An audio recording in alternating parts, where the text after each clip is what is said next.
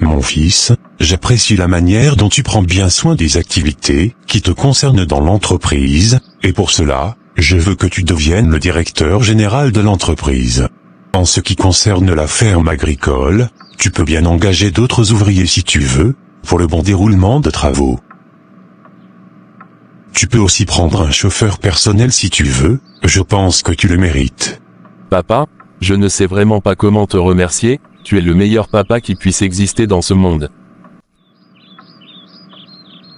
Écoute mon fils, c'est moi qui devrais plutôt te remercier, tu sais. J'avais fait une promesse de faire de toi un homme riche avant que tu n'atteignes tes 30 ans, et je remercie mon Dieu, parce que les choses se déroulent comme je l'ai voulu. Papa, je suis vraiment content pour tout le bonheur que tu me donnes dans cette vie, un grand merci papa, et que Dieu continue de te bénir pour moi. Tout ceci me fait croire que je te dois énormément, et je ne pourrai assez te remercier pour tout ce que tu as fait pour moi, mais t'inquiète, le bon Dieu te remercierait pour moi.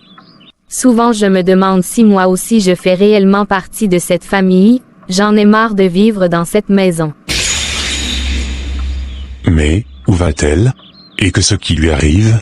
Je n'en sais rien, papa. C'est quel genre de réaction? T'inquiète papa, je vais lui parler, pour essayer de comprendre ce qui ne va pas avec elle.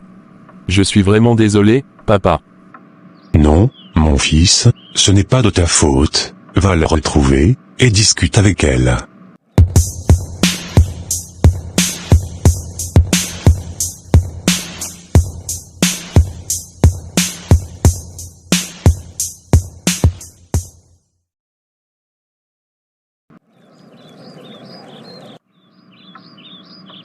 C'est quoi ce comportement que tu viens d'afficher devant mon père? Pourquoi ton père cherche toujours à me rappeler que je viens d'une famille pauvre, et que mon défunt père ne m'a rien laissé avant sa mort? Attends, je ne comprends rien du tout, peux-tu bien m'expliquer tes propos? Pourquoi ton père m'ignore à ce point? Pourquoi ne peut-il pas me nommer responsable d'un de ses entreprises? Je vois là où tu veux en venir. Tu sais quoi? Je vais en parler avec mon père, et ne t'inquiète pas, je suis sûr qu'il fera quelque chose. Je lui dirai de te nommer directrice de la ferme agricole. Que viens-tu de dire? Tu veux qu'une femme de haute gamme comme moi, avec toutes ces études supérieures que j'ai faites, devienne directrice d'une ferme agricole? Calme-toi ma chérie, pourquoi tu es si nerveuse? Je lui dirai de te nommer directrice de l'une de ses entreprises, comme tu le veux. Pourquoi il faudrait que tu lui proposes avant qu'il ne le fasse? A-t-il oublié que je suis la femme de son fils unique? C'est quoi ton problème d'ailleurs? Tu es libre plus que tout dans cette maison, je te donne tout l'argent que tu veux, tu roules dans n'importe quelle voiture que tu veux, tu portes tous les habits que tu désires, alors je ne sais pas d'où tu sors encore ces histoires de travail pour m'embrouiller. Je ne vois même pas pourquoi je continue de discuter avec toi, je croyais que tu étais un vrai homme, mais je viens de me rendre compte que je me suis trompée.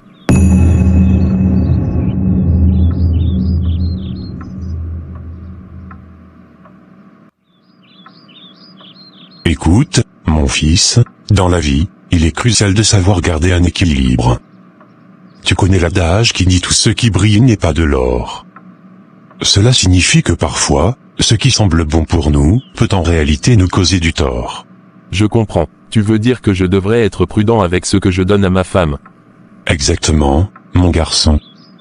Qui embrasse trop, est un mal. Tu ne dois pas tout donner à ta femme sans réfléchir. Parfois, les désirs excessifs peuvent mener à des problèmes. Tu dois apprendre à dire non quand c'est nécessaire.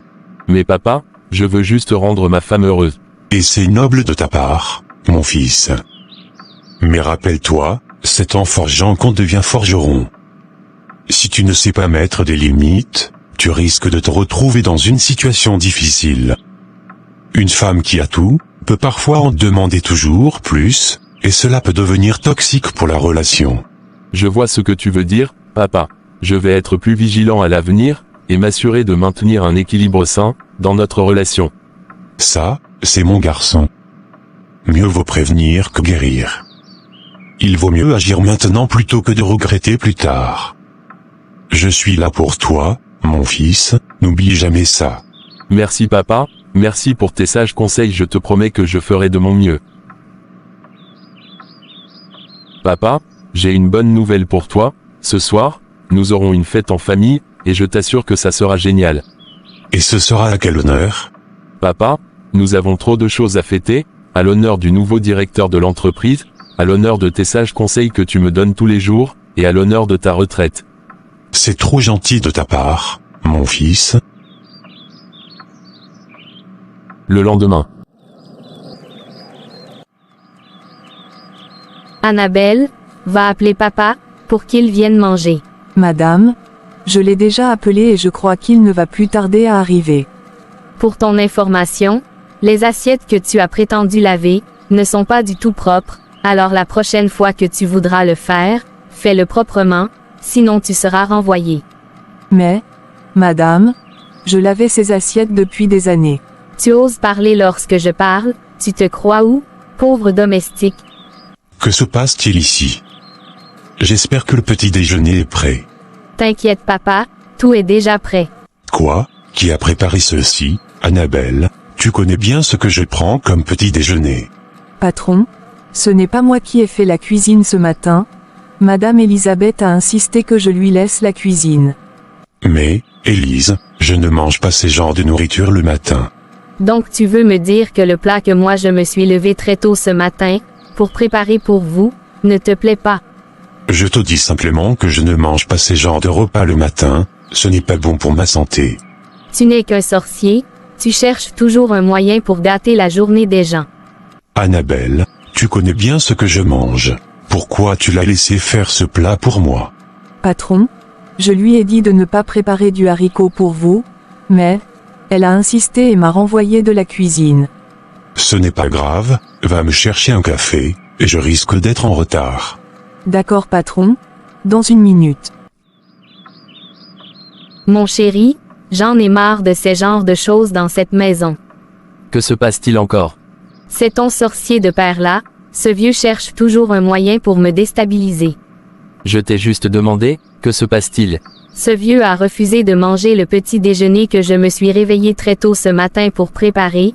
Il dit qu'il ne mange pas ces genres de choses, le matin.